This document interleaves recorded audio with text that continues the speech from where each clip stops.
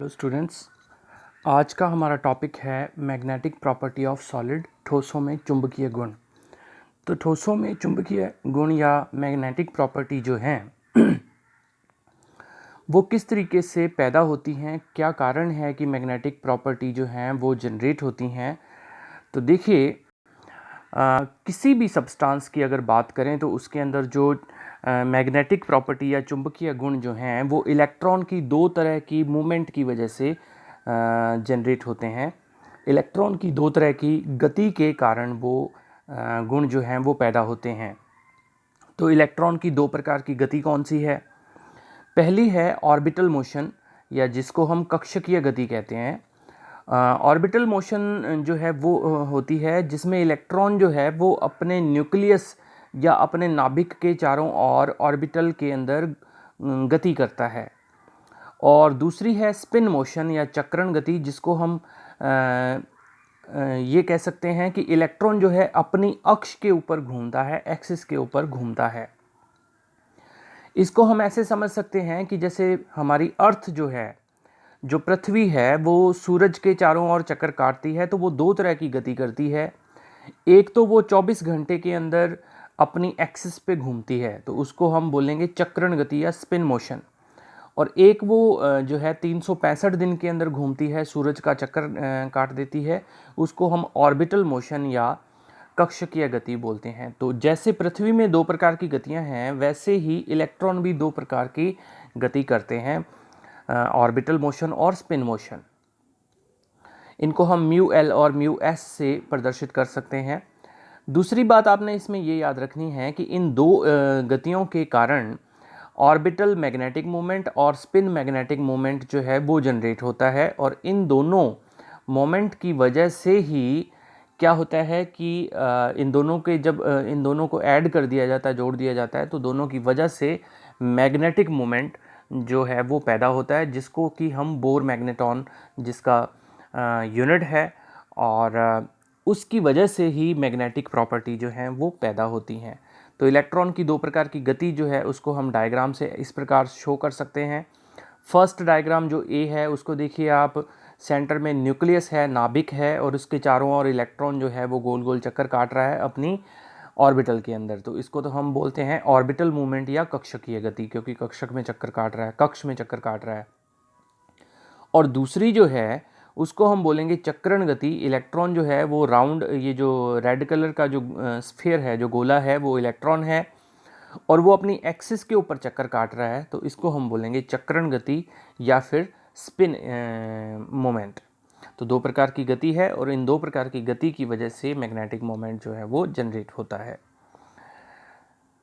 Magnetic moment जो है उसके बेसिस पर हम जो सॉलिड हैं उनको पांच टाइप के अंदर बांट सकते हैं। पहले हैं paramagnetic, diamagnetic, ferromagnetic, anti ferromagnetic और फेरीमैग्नेटिक। तो एक एक करके हम इनको पढ़ेंगे। सबसे पहले जो हैं वो पैरामैग्नेटिक है, हिंदी में इनको अनुचुंबकीय कहा जाता है।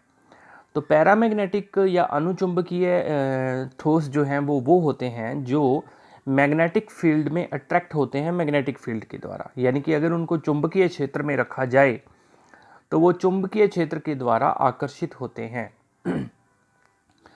इनके अंदर खास बात क्या होती है, आपको याद रखना है कि इनके अंदर एक या एक से ज़्यादा अनपेयर्ड इलेक्ट्रॉन होते हैं, ये ज़रूरी है। अनपेयर्ड इलेक्ट्रॉन होगा तो वो अनुचुंबकीय होगा। हिंदी मीडियम वाले आप ये याद रखेंगे कि अनुचुंबकीय और अयुग्मित। अयुग्मित का मतलब अनपेयर्ड और अनुचुंबकीय, तीनों में ए आता है, तो आप ये याद रखिएगा, अनपेयर्ड, अनुचुंबकीय। इनके अंदर अगर मैग्नेटिक फील्ड को हटा लिया जाए तो ये वापस इनके अंदर जो अनुचुंबकत्व है वो ख़त्म हो जाता है, पैरामैग्नेटिज्म जो है वो ख़त्म हो जाता है।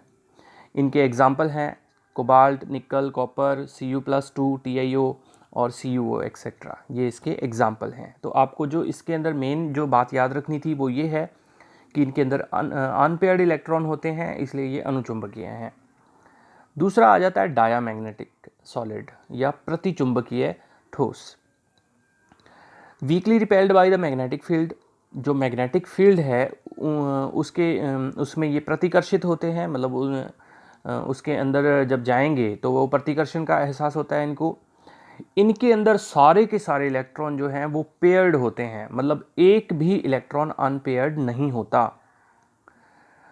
और क्योंकि सारे के सारे इलेक्ट्रॉन पेयर्ड होते हैं, युग्मित होते हैं, तो वो इलेक्ट्रॉन एक दूसरे इलेक्ट्रॉन का जो मैग्नेटिक मोमेंट है उसको कैंसिल कर देते हैं। इसी वजह से इसके अंदर अनुचुंबकत्व या पैरामैग्नेटिज्म जो है वो पैदा नहीं हो पाता। तो ये डायामैग्नेटिक सॉलिड होते हैं। एग्जाम्पल देखिए, NaCl, TiO2, vanadium pentoxide, AuO और MgF2, ये इसके एग्जाम्पल हैं। थर्ड नंबर पे आता है फेरोमैग्नेटिक सॉलिड या लोह चुंबकीय पदार्थ। तो फेरोमैग्नेटिक सॉलिड जो हैं वो ये strongly attracted by magnetic field हैं, बहुत ही तीव्रता से चुंबकीय क्षेत्र की ओर अट्रैक्ट होते हैं। और इनके बारे में खास बात आपको ये याद रखनी है कि अगर इनको मैग्नेटिक फील्ड में लंबे टाइम तक रख दिया जाए तो ये खुद मैग्नेट बन जाते हैं, खुद चुंबक बन जाते हैं। क्योंकि ये सबसे ज़्यादा ये जो प्रॉपर्टी है वो लोहे में पाई जाती है, तो इसलिए इसका नाम जो है वो लोह चुंबकत्व रखा, और लोह चुंबकीय पदार्थ इनको कहा जाता है या फेरोमैग्नेटिक सॉलिड कहा जाता है। एग्जाम्पल देखिए, FeNiCO CrO2, ये इसके एग्जाम्पल हैं। लास्ट जो पॉइंट लिखा हुआ है उसको बहुत ही ध्यान से पढ़ना है। In solid state the ion of ferromagnetic substance are grouped together to form small region called domains. जो फेरोमैग्नेटिक सब्सटेंस हैं, जो लोह चुंबकीय सब्सटेंस हैं, उसके अंदर जो आयंस हैं वो एक छोटे छोटे ग्रुप बना लेते हैं। उन ग्रुप्स को डोमेन्स कहा जाता है, और डोमेन्स के बेसिस पर हम फेरोमैग्नेटिक सब्सटेंस जो है उनको दोबारा क्लासिफाई करेंगे। तो देखिए, ये जो एरो बने हुए हैं, रेड कलर के हों चाहे ब्लू कलर के हों, ये एरो जो है वो एक एरो एक डोमेन को शो करता है। यानी कि एरो जो है वो आयंस का ग्रुप है, और उस ग्रुप का मैग्नेटिक मोमेंट है ये, और एक एरो एक ग्रुप के मैग्नेटिक मोमेंट को शो कर रहा है। तो आप इसमें देखिए कि जो फेरोमैग्नेट है, जो फेरोमैग्नेटिक सब्सटेंस हैं, उनमें देखिए सारे के सारे एरो जो हैं वो एक ही तरफ हैं, यानी कि मैग्नेटिक मोमेंट जो है एक ही तरफ है। इसका मतलब जो नेट मैग्नेटिक मोमेंट होगा वो ज़्यादा होगा, तो फेरोमैग्नेटिक सब्सटेंस हो जाएंगे। एंटी फेरो में देखिए कि इनका जो अरेंजमेंट है वो एक दूसरे के एंटी पैरेलल है, प्रति समांतर है, यानी कि एक दूसरे को क्या कर रहे हैं, कैंसिल कर रहे हैं। ब्लू वाला जो है वो रेड वाले के मैग्नेटिक मोमेंट को कैंसिल कर देगा, तो इसलिए ये क्या होगा, एंटी फेरोमैग्नेट होगा, प्रति चुंबकीय होगा। दूसरी बात, फेरी मैग्नेट।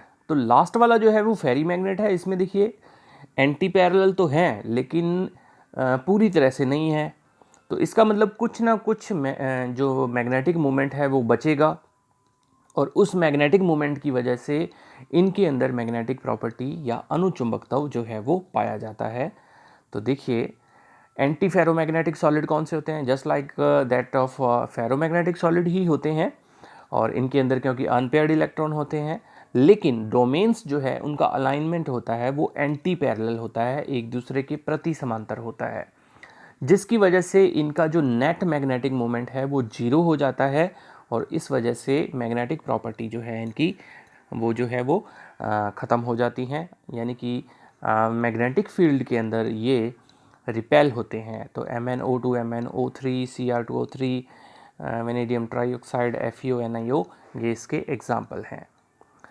लास्ट जो बचता है वो फेरी मैग्नेटिक सॉलिड है। Magnetic movement of domains are unequally parallel and anti parallel. तो एंटी पैरेलल और पैरेलल होते हैं लेकिन अनइक्वली होते हैं, यानी कि एक दूसरे को कंप्लीटली न्यूट्रलाइज नहीं करते, उदासीन नहीं करते। नेट मैग्नेटिक मूवमेंट होता है, इसका मतलब जीरो नहीं होता है, और weekly attracted by magnetic field. तो मैग्नेटिक फील्ड में बहुत ही दुर्बल रूप से ये आकर्षित होते हैं। एग्जाम्पल इसके जो हैं वो मैंने मेंशन कर दिए हैं, तो ये आपको याद रखना है। तो ये आपका सॉलिड स्टेट जो लेसन था उसका लास्ट टॉपिक आज हमने कंप्लीट कर दिया है और इसी वीडियो के साथ आपका ये जो सॉलिड स्टेट का लेसन था वो कंप्लीट होता है। Thank you.